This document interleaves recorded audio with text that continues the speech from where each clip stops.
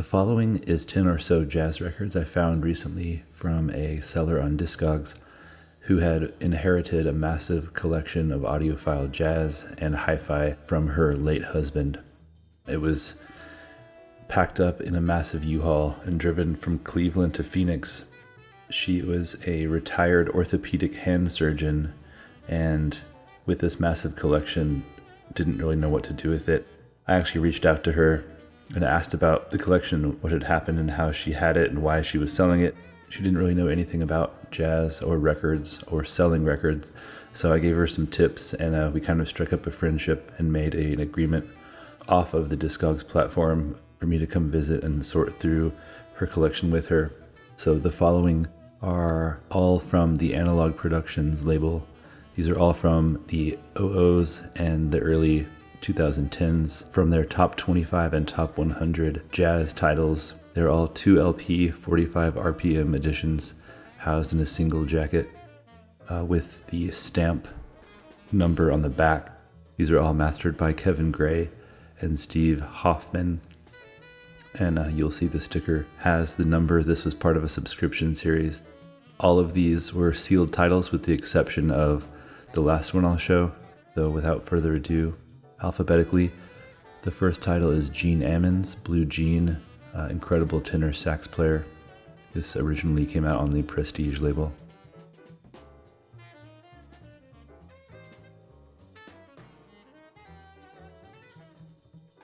Had a trio of Coleman Hawkins records, which I believe all were originally put out on the Moodsville Prestige sub-label. This first one is The Hawk Relaxes.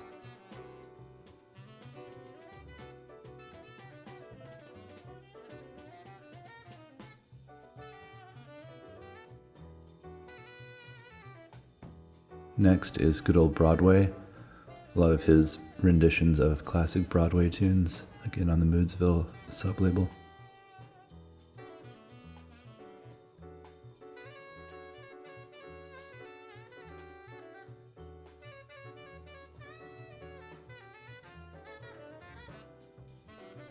And the last Hawkins piece is Nighthawk, featuring Eddie Lockjaw Davis.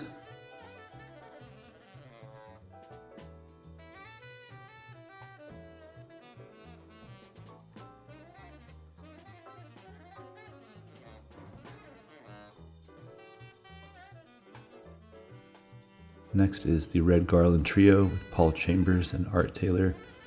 This is Groovy, originally on the Prestige label.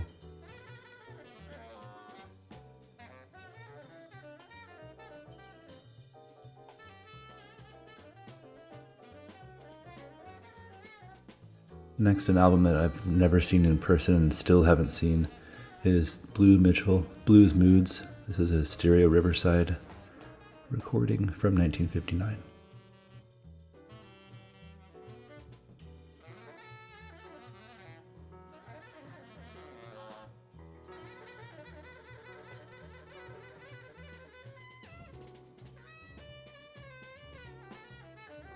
Next is Gerry Mulligan meets Thelonious Monk. A beautiful album from 1957, one of my favorite jazz albums of all time. I previously had a all analog OJC cut, but this double 45 RPM blows it out of the water.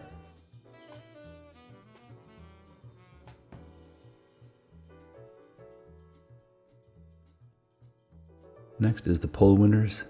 Barney Kessel with Shelley Mann and Ray Brown. This was on the Contemporary label originally, and recently reissued in an all-analog format through the Contemporary Acoustic Sound series.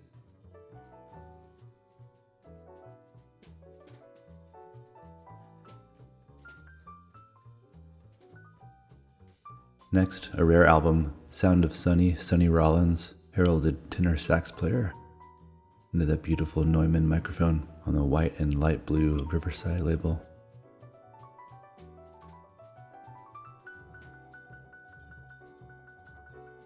Next, Art Tatum with Ben Webster, the Tatum Group Masterpieces. This was a later release from Pablo. Incredible album.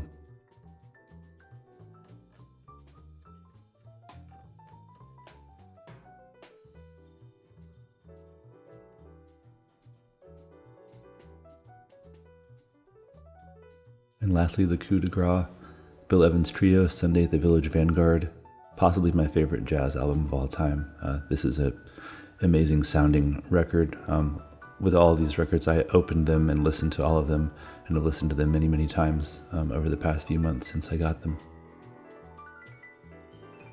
This content will also be streaming on my Substack, where I'll share news about my own music, recommendations, playlists, film, TV, books, podcasts, and other music from across all genres. In the background, we've been listening to the Mankunku Quartet, Yakhal and Inkomo, which originally came out in 1968 on the World Record Company. This is an amazing jazz record from South Africa, which has been recently reissued by Vinyl Me Please and Mr. Bongo Record Half-Speed Master Cut at Abbey Road Studios. Well worth a listen, still available at the time of this video. For news updates, playlists and other content, please follow via the Substack page linked below. Thank you and take care.